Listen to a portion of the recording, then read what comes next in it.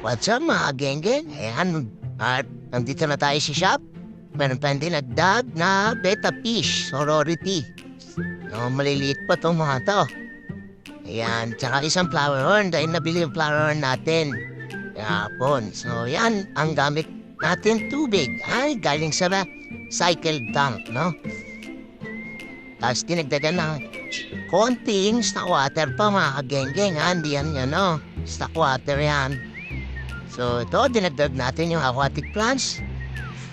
So, itong mga beta na to ay maliliit pa. Pero magkakasama sila. Ayan, orasan natin, acclimate natin na, ayan, mga 10 minutes, stops na. So, ito, sasalin na natin ng mga praga natin sa bahay ito. No? Dinala natin dito sa shop.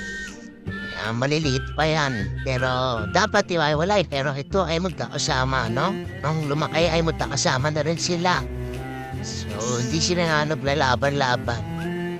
Yan.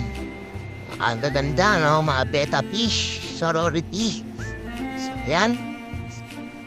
Dagdag natin dito sa ating shop. At open na kami, mga kageng-geng. Pwede na kayo bumisita. So, ayun. Salamat sa mga nanonood. Bye-bye!